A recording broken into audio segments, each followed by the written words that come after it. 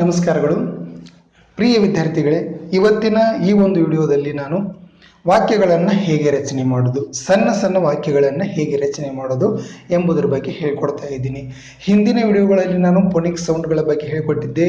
ಮುಂದೆ ಅಕ್ಷರಗಳ ವ್ಯಂಜನ ಅಕ್ಷರಗಳನ್ನು ಹೇಗೆ ಉಚ್ಚಾರ ಮಾಡೋದು ಅದರ ಬಗ್ಗೆ ಕೂಡ ಹೇಳಿಕೊಟ್ಟಿದ್ದೆ. ಇವತ್ತಿನ ಈ ಒಂದು ವಿಡಿಯೋದಲ್ಲಿ ನಾನು ಸಣ್ಣ ವಾಕ್ಯಗಳನ್ನು ಹೇಗೆ ರಚನೆ ಮಾಡೋದು ಎಂಬುದರ ಬಗ್ಗೆ ಹೇಳಿಕೊಡ್ತಾ ಇದ್ದೀನಿ. ತಾವು ನಮ್ಮ Kannada active teacher YouTube channel subscribe ಮಾಡ್ಕೊಂಡಿಲ್ಲ ಅಂದರೆ ಈಗಲೇ ಸಬ್ಸ್ಕ್ರೈಬ್ ಮಾಡ್ಕೊಳ್ಳಿ. ಪ್ರಿಯ ವಿದ್ಯಾರ್ಥಿಗಳೇ, ಇಂಗ್ಲೀಷ್ನಲ್ಲಿ ವರ್ಣಮಾಲೆಗಳು ನಮ್ಮೆಲ್ಲರಿಗೂ ಗೊತ್ತು. ಅಂದರೆ ಆಲ್ಫಾಬೆಟ್ಸ್ ABCD ಅಂತ ಕರಿತೀವಿ ನಾವು. ಅದರಲ್ಲಿ ಕೂಡ ಸ್ವರಗಳು ಮತ್ತು ವ್ಯಂಜನಗಳಂತ ಇವೆ. ಸ್ವರಗಳಿಗೆ ಓವೆಲ್ಸ್ ಅಂತ ಕರೀತಾರೆ, ವ್ಯಂಜನಗಳಿಗೆ ಕಾನ್ಸೋನೆಂಟ್ಸ್ ಅಂತೇಳಿ ಕರೀತಾರೆ. ಈಗ ನಾನು ಹೇಳಕ್ಕೆ ಹೊರಟಿರೋದು ಎ ಮತ್ತು ಆ್ಯನ್, ಈ ಎರಡು ಶಬ್ದಗಳನ್ನು ಯಾವ ಸಂದರ್ಭಗಳಲ್ಲಿ ಯಾವ ಶಬ್ದ ಬಂದಾಗ ಯಾವ ಶಬ್ದವನ್ನು ನಾವು ಉಪಯೋಗ ಮಾಡ್ಕೋಬೇಕು ಅನ್ನೋದ್ರ ಬಗ್ಗೆ ಹೇಳಿಕೊಡ್ತಾ ಇದ್ದೀನಿ. ತಾವು ಗಮನಿಸಬೇಕು. ಇಲ್ಲಿ ನೋಡಿ, ಇಲ್ಲಿ ಕೆಲವೊಂದು ಶಬ್ದಗಳನ್ನು ನಾನು ಬರೆದಿದ್ದೀನಿ. ಈ ಶಬ್ದಗಳನ್ನು ತೆಗೆದುಕೊಂಡು ನಾ ಆ್ಯನ್ ಹಚ್ಕೊಂಡು ಹೇಗೆ ವಾಕ್ಯಗಳನ್ನು ರಚನೆ ಮಾಡ್ತೀನಿ ಅನ್ನೋದನ್ನು ತಾವು ಗಮನಿಸಬೇಕು. ಇಲ್ಲಿ ಮೊಟ್ಟ ಮೊದಲನೇದಾಗಿ ನಾನು ಏನು ಹೇಳಕ್ಕೆ ಹೊರಟಿರೋದು ಅಂದರೆ ವ್ಯಂಜನಗಳು ಯಾವುವು, ಸ್ವರಗಳು ಯಾವುವು, ಇದ್ರ ಬಗ್ಗೆ ನಾವು ಮೊಟ್ಟ ಮೊದಲು ತಿಳ್ಕೊಳ್ಬೇಕಾಗತ್ತೆ. ಈ ಎರಡು ಶಬ್ದಗಳನ್ನು ನಾವು ಯೂಸ್ ಮಾಡಬೇಕಾದ್ರೆ ವಾಕ್ಯದಲ್ಲಿ ಸ್ವರಗಳ ಬಗ್ಗೆ ನಾವು ಕಂಪಲ್ಸರಿ ತಿಳ್ಕೊಳ್ಬೇಕಾಗತ್ತೆ. ಸ್ವರಗಳು ಯಾವುವು, ವ್ಯಂಜನಗಳು ಯಾವುವು. ಈಗ ಸ್ವರಗಳನ್ನು ನೋಡೋಣ. A, E, I, O, U. ಇವು ಇಂಗ್ಲೀಷ್ನಲ್ಲಿಯ ಸ್ವರಗಳು. AEIO U ಇವೆಲ್ಲ ನಿಮಗೆ ಪರಿಚಯ ಇದೆ. ಇವುಗಳನ್ನು ಬಿಟ್ಟು ಇನ್ನು ಉಳಿದ 21 ಅಕ್ಷರಗಳೆಲ್ಲ ಕಾನ್ಸೋನೆಂಟ್ಸ್ ಅಂದರೆ ವ್ಯಂಜನಗಳಂತ ಬರುತ್ತೆ. ಓಕೆ, ಈಗ ಎ ಮತ್ತು ಆ್ಯನ್ ಯಾವ ಯಾವ ಸಂದರ್ಭಗಳಲ್ಲಿ ಯೂಸ್ ಮಾಡ್ಕೋತಾರೆ ಅಂದರೆ ನಾಮಪದ. ಈಗ ಕೆಲವೊಂದು ನಾಮಪದ, ಇವೆಲ್ಲ ನಾಮಪದ ಅಂತ ಇಟ್ಕೊಳ್ಳಿ. ಇವೆಲ್ಲ ಇದು ಬ್ಯಾಟು, ಸರ್ಕಲ್ಲು, ಹೆಲ್ಮೆಟ್ಟು, ಎಗ್ಗು, ಇದು ಎಲ್ಲ ನಾಮಪದಗಳಿವೆ. ಆಕ್ಸ್, ಇವೆಲ್ಲ ನಾಮಪದಗಳು.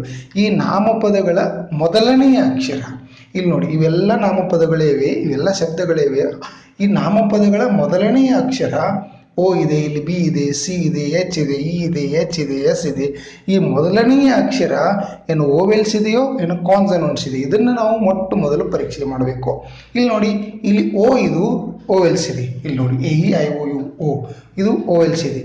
ಯಾವ ನಾಮಪದದ ಮೊದಲನೆಯ ಅಕ್ಷರ ಸ್ವರವಿರುತ್ತದೆಯೋ ಅದರ ಹಿಂದೆ ಏನು ಬರುತ್ತೆ, ಆ್ಯನ್ ಬರುತ್ತೆ. ಉದಾಹರಣೆಗಾಗಿ ನೋಡೋಣ. ಹೌದಾ? ಈಗ ಉದಾಹರಣೆಗಾಗಿ ನೋಡೋಣ. ಈಗ ಆ್ಯಪಲ್, ವಿದ್ಯಾರ್ಥಿ ಹೇಳ್ತಾರೆ ಆ್ಯಪಲ್, ಆ್ಯಪಲ್, ಆ್ಯನ್ ಆ್ಯಪಲ್ ಅಂತ ಹೇಳಬೇಕಲ್ಲಿ. ಆ್ಯನ್ ಆ್ಯಪಲ್, ಹೌದಾ? An ant, an ox, an egg. ಈ ರೀತಿಯಾಗಿ ಅಂದರೆ ನಾಮಪದದ ಮೊದಲನೆಯ ಅಕ್ಷರ, ಇಲ್ಲಿ ನೋಡಿ ಇದು ನಾಮಪದ ಆ್ಯಪಲ್ಲು, ಮೊದಲನೇ ಅಕ್ಷರ ಎ ಇದೆ, ಅದರ ಹಿಂದೆ ಏನು ಬಂತು, ಆ್ಯನ್ ಬಂತು. ಆ್ಯಂಟ್ ಎ ಇದು ಸ್ವರ ಇದೆ, ಆ್ಯನ್ ಬಂತು. ಓ ಸ್ವರ ಇದೆ, ಆ್ಯನ್ ಬಂತು. ಈ ಸ್ವರ ಇದೆ, ಆ್ಯನ್ ಬಂತು. ಅದೇ ರೀತಿ ಈಗ ಬ್ಯಾಟ್ ಇದೆ, ಇಲ್ಲಿ ಇದು ಬ್ಯಾಟ್ ಇದೆ, ಈ ಬ್ಯಾಟ್ ಇದೆ, ಕ್ಯಾಟ್ ಇದೆ, ರ್ಯಾಟ್ ಇದೆ, ಹೌದಾ? ಮ್ಯಾಟ್ ಇದೆ.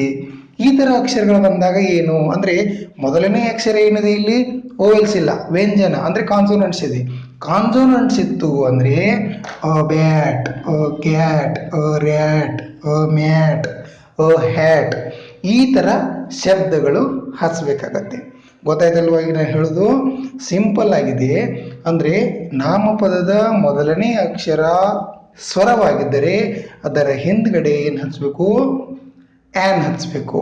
ಒಂದು ವೇಳೆ ವ್ಯಂಜನವಾಗಿದ್ದರೆ ಎ ಹಚ್ಚಬೇಕು. ಈಗ ಪೂರ್ಣ ನಿಮ್ಗೆ ಅರ್ಥ ಆಗೋಯ್ತು. ಇನ್ನು ವಾಕ್ಯಗಳನ್ನು ಹೇಗೆ ರಚನೆ ಮಾಡುವುದು, ಇಲ್ಲಿ ಎರಡು ಶಬ್ದಗಳನ್ನು ತೆಗೆದುಕೊಳ್ಬೇಕು. ಎರಡು ಶಬ್ದಗಳನ್ನು ಯಾವುದು, ದಿಸ್ ಮತ್ತು ದ್ಯಾಟ್. ದಿಸ್ ಅಂದರೆ ಏನು, ದ್ಯಾಟ್ ಅಂದರೆ ಏನು ನಿಮ್ಗೆ ಈಗಾಗಲೇ ಗೊತ್ತಿದೆ. ದಿಸ್ ಅಂದರೆ ಇದು, ದ್ಯಾಟ್ ಅಂದರೆ ಅದು. ಓಕೆ, ಈಗ ದಿಸ್ ಮತ್ತು ದ್ಯಾಟ್ಗಳನ್ನು ಬಳಕೆ ಮಾಡಿಕೊಂಡು ನಾನು ವಾಕ್ಯಗಳನ್ನು ಹೇಗೆ ರಚನೆ ಮಾಡೋದು ಅನ್ನೋ ಬಗ್ಗೆ ತಿಳಿಸ್ಕೊಡ್ತೀನಿ. ಇಲ್ಲಿ ನೋಡಿ, ಇವೇ ಶಬ್ದ. ಈಗಾಗಲೇ ನಿಮ್ಗೆ ಇಂಗ್ಲೀಷ್ನಲ್ಲಿ 100 ಶಬ್ದಗಳು ಕಂಠಪಾಠ ಇವೆ ಆಲ್ರೆಡಿ. ಆ ಶಬ್ದಗಳನ್ನು ತೆಗೆದುಕೊಂಡು ತಾವು ಏನು ಮಾಡಬೇಕು, ಇಂಗ್ಲೀಷ್ನಲ್ಲಿ ಈ ಚಿಕ್ಕ ಚಿಕ್ಕ ವಾಕ್ಯಗಳನ್ನು ಮೊಟ್ಟ ಮೊದಲು ಬರೆಯೋದನ್ನು ಕಲಿಬೇಕು. ಯಾವ ರೀತಿ ನಾವು ಚಿಕ್ಕ ಚಿಕ್ಕ ವಾಕ್ಯಗಳನ್ನು ಬರೆದು ಅದು ನಮ್ಗೆ ರೂಢಿ ಆಗಿಬಿಡುತ್ತೆ, ಅಂದರೆ ಕಂಠಪಾಠ ಆಗಿಬಿಡುತ್ತೆ. ವಾಕ್ಯಗಳನ್ನು ರಚನೆ ಹೇಗೆ ಮಾಡೋದು ಅನ್ನೋದು ಪರ್ಫೆಕ್ಟ್ ಆಗಿಬಿಡ್ತೀವಿ. ಮುಂದೆ ಏನಾಗುತ್ತೆ, ನಮಗೆ ಇಂಗ್ಲೀಷ್ನಲ್ಲಿ ಸರಾಗವಾಗಿ ಬರೀಲಿಕ್ಕೆ, ಓದಲಿಕ್ಕೆ, ಮಾತನಾಡಲಿಕ್ಕೆ ಸರಾಗವಾಗಿ ಬಂದ್ಬಿಡುತ್ತೆ. ಹೌದಾ? ಇದನ್ನು ಮೊಟ್ಟ ಮೊದಲು ನಾವು ಕಲಿಬೇಕಾಗಿದ್ದು ಸಣ್ಣ ವಾಕ್ಯಗಳನ್ನು ರಚನೆ ಮಾಡೋದು. ನೋಡಿಲಿ, ಈಗ ದಿಸ್ ಮತ್ತು ದ್ಯಾಟ್. ದಿಸ್ ಅಂದರೆ ಇದು, ದ್ಯಾಟ್ ಅಂದರೆ ಅದು. ದಿಸ್ ಅಂದರೆ ಇದು, ದ್ಯಾಟ್ ಅಂದರೆ ಅದು. ಅಂದರೆ ದಿಸ್ ಅಂದರೆ ಇದು, ದ್ಯಾಟ್ ಅಂದರೆ ಅದು. ಅಂದರೆ ಇದು ಅಂದರೆ ಇಲ್ಲಿ ನನ್ನ ಸಮೀಪ ಇದೆ, ಇದಕ್ಕೆ ಇದು ಅಂತ ಕರಿತೀವಿ ನಾವು, ಹೌದಲ್ವಾ? ಇಲ್ಲಿ ನೋಡಿ, ಇದು ಪೆನ್ನು, ಇದು ನನ್ನ ಸಮೀಪ ಇದೆ, ಇದು ಪೆನ್ನು.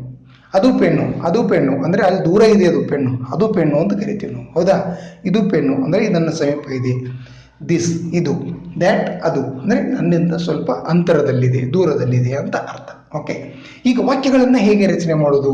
ಈಗ ಒಂದದ್ದು ಇಲ್ಲಿ ನಾಮಪದ ಅಂದರೆ ಒಂದು ಒಂದೇ ಶಬ್ದ ತಗೊಳ್ಳೋದು ಬೇಡ ಇಲ್ಲಿ, ಅದು ಬೇಡ, ಎರಡನೇ ತಗೊಳ್ಳೋಣ. ಓಕೆ, ಈಗ ಅಲ್ಲೇ ಬ್ಯಾಟ್ ಇದೆ, ಇದನ್ನು ಹೇಗೆ ವಾಕ್ಯ ರಚನೆಯನ್ನು ಮಾಡೋದು ನೋಡಿ. ಇಲ್ಲಿ ದಿಸ್ ತಗೊಂಡೆ, ದಿಸ್ ಈಸ್ ಅ ಬ್ಯಾಟ್. ಇಲ್ಲಿ ನೋಡಿ, ದಿಸ್ ಈಸ್ ಅ ಬ್ಯಾಟ್. ಯಾಕಂದ್ರೆ ಇಲ್ಲಿ ಇದು ನಾಮಪದ, ಹೌದಾ? ಇಲ್ಲಿ ನಾಮಪದ, ಇಲ್ಲಿ ಯಾಕೆ ಬರಲಿಲ್ಲ, ಏನೇ ಯಾಕೆ ಬಂತು ಅಂದರೆ ಇದು ಬಿ ಏನಿದೆ ವ್ಯಂಜನ ಇದೆ, ವ್ಯಂಜನದ ಹಿಂದ್ಗಡೆ ಎ ಬರುತ್ತೆ. ಅದೇ ಇಲ್ಲಿ ಆ್ಯಪಲ್ ಆಗಿದ್ದರೆ ಎ ಸ್ವರ ಆಗ್ತಿತ್ತು, ಎ ಐ ಓ ಯು, ಅದರ ಹಿಂದ್ಗಡೆ ಆ್ಯನ್ ಬರ್ತಿತ್ತು. ಇಲ್ಲಿ ನೋಡಿ, ಅತೀ ಸುಲಭವಾಗಿ ನಾವು ಒಂದು ಏನು ಮಾಡಿದ್ವಿ, ವಾಕ್ಯವನ್ನು ರಚನೆ ಮಾಡಿದ್ವಿ. This is a bat. ಇನ್ನು ಈ ಕಡೆ ಅಥವಾ ಕೆಳಗೆ ಬರೆದು ಬಿಡಿ, ದ್ಯಾಟ್ ಈಸ್ ಅ ಅಥವಾ ಎ ಬ್ಯಾಟ್. ಎರಡು ವಾಕ್ಯಗಳಾಯ್ತು, ಆಯ್ತು. ಇನ್ನು ಮೂರನೇದು ನೋಡೋಣ. ಮೂರನೇ ವಾಕ್ಯ, ದಿಸ್ ಈಸ್ ಅ ಸರ್ಕಲ್. ಮುಂದೆ ದ್ಯಾಟ್ ಈಸ್ ಅ ಸರ್ಕಲ್. ಈ ರೀತಿಯಾಗಿ ವಾಕ್ಯಗಳನ್ನು ಸಲೀಸಾಗಿ ನಾವು ಏನು ಮಾಡ್ಬೋದು, ರಚನೆಯನ್ನು ಮಾಡಬಹುದು. ಈಗ ತೆಗೆದುಕೊಳ್ಳೋಣ. This is an egg. ಇಲ್ಲಿ ಯಾಕೆ ಆ್ಯನ್ ಬಂತು ಅಂದರೆ, ನಾನು ಮೊಟ್ಟ ಮೊದಲು ಹೇಳಿ A E I O U ಈ ಸ್ವರಗಳು ನಾಮಪದದ ಮೊದಲನೇ ಅಕ್ಷರ ಸ್ವರವಾಗಿದ್ದರೆ ಅದರ ಹಿಂದೆ ಏನು ಬರುತ್ತೆ, ಆ್ಯನ್ ಬರುತ್ತೆ ಅಂತ ಹೇಳಿದ್ದೀನಿ ನಾನು. ದಿಸ್ ಈಸ್ ಆ್ಯನ್ ಎಗ್, ಹೌದಾ? ಇಲ್ಲಿ ಏನು ಬರುತ್ತೆ ಮುಂದೆ, ದಟ್ ಈಸ್ ಆ್ಯನ್ ಎಗ್. ಅಂದರೆ ದಿಸ್ ಈಸ್, ಇದು ಎಗ್ ಇದೆ, ಇದು ಎಗ್ ಇದೆ, ಅದು ಎಗ್ ಇದೆ. ಅಂದರೆ ಇಲ್ಲಿ ಅಲ್ಲಿ ಎರಡು ವಾಕ್ಯಗಳನ್ನು ನಾವು ರಚನೆ ಮಾಡಿದ್ದೀವಿ. ಇದೇ ರೀತಿ ನಾವು ಇಷ್ಟೆಲ್ಲ ಶಬ್ದಗಳ ವಾಕ್ಯಗಳನ್ನು ರಚನೆ ಮಾಡ್ಬೋದು. ಇಷ್ಟೆಲ್ಲ ನಿಮಗೆ 100 ಶಬ್ದ ಬರ್ತಿದ್ರೆ ಅವು 200 ವಾಕ್ಯಗಳ ರಚನೆ ಆಗುತ್ತೆ. ಇದೇ ರೀತಿ ದಿಸ್ ಈಸ್, ದ್ಯಾಟ್ ಈಸ್ ಇವುಗಳನ್ನು ತೆಗೆದುಕೊಂಡು ನೀವು 200 ವಾಕ್ಯಗಳನ್ನು ರಚನೆ ಮಾಡ್ಬೋದು, ಹೌದಲ್ವಾ? ಅದಕ್ಕಿಂತ ಮಹತ್ವದ ಏನಪ್ಪ ಅಂದರೆ ಎ ಮತ್ತು ಆ್ಯನ್ ಯಾವಾಗ ಬಳಕೆ ಮಾಡ್ತಾರೆ? ಆ್ಯನ್ ಆ್ಯಪಲ್, ಹೌದಾ? An apple. ಪೆನ್ ಇತ್ತಂದ್ರೆ ಏನು ಹೇಳ್ತೀರಾ? ಅ ಪೆನ್, ಹೌದಲ್ವಾ? ಎಗ್ ಇದ್ರೆ ಏನು ಹೇಳ್ತೀರಾ? An egg. ಆಕ್ಸ್ ಇತ್ತಂದ್ರೆ ಏನು ಹೇಳ್ತೀರಿ? An axe.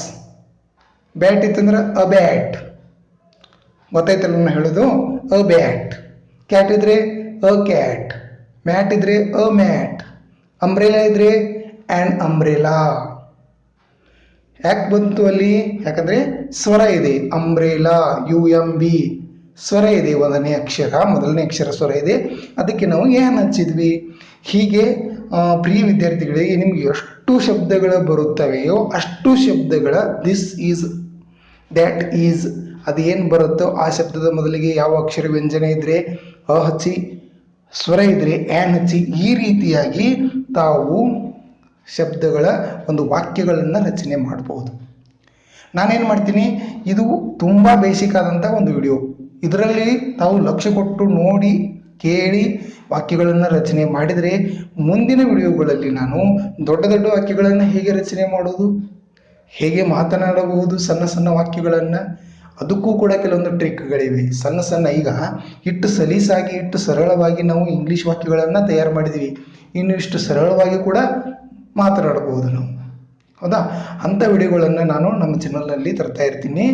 ತಾವು ತಪ್ಪದೆ ನಮ್ಮ ಚಾನಲನ್ನು ನೋಡಬೇಕು. ಅದರ ಜೊತೆ ನಿಮ್ಮ ಸ್ನೇಹಿತರಿಗೆ ಶೇರ್ ಕೂಡ ಮಾಡಬೇಕು. ಪ್ರಿಯ ವಿದ್ಯಾರ್ಥಿಗಳೇ, ಇವತ್ತಿನ ಈ ಒಂದು ಪಾಠದಲ್ಲಿ ಇಷ್ಟು ಮಹತ್ವದ ಅಂಶಗಳನ್ನು ನಾನು ನಿಮ್ಮ ಮುಂದೆ ಇಟ್ಟಿದ್ದೀನಿ. ಈ ಒಂದು ವಿಡಿಯೋ ತಮಗೆ ಇಷ್ಟವಾಗಿದ್ದರೆ, ಈ ಒಂದು ವಿಡಿಯೋ ತಮಗೆ ತಿಳಿದಿದ್ದರೆ ದಯವಿಟ್ಟು ಒಂದು ಲೈಕ್ ಕೊಡಿ, ನಿಮ್ಮ ಸ್ನೇಹಿತರಿಗೆ ಶೇರ್ ಮಾಡಿ. ಅದರ ಜೊತೆಗೆ ಇದರಲ್ಲಿ ಯಾವುದೇ ಒಂದು ಅಂಶವು ನಿಮಗೆ ತಿಳಿದಿಲ್ಲ ಅಂದರೆ ನಮ್ಮ ಕಮೆಂಟ್ ಬಾಕ್ಸಲ್ಲಿ ನಮಗೆ ಬರೆದು ಕಳಿಸಿ. ಮುಂದಿನ ವಿಡಿಯೋಗಳಲ್ಲಿ ನಾವು ಇದರ ಒಂದು ನಿಮ್ಮ ಸಮಸ್ಯೆಯನ್ನು ಬಿಡಿಸಿ ಹೇಳಿಕೆ ನಾನು ಪ್ರಯತ್ನ ಮಾಡ್ತೀನಿ ಅಂತ ಹೇಳ್ತಾ ಇವತ್ತಿನ ಈ ಒಂದು ವಿಡಿಯೋದಲ್ಲಿ ಇಲ್ಲಿಗೆ ಮುಗಿಸ್ತಾ ಇದ್ದೀನಿ.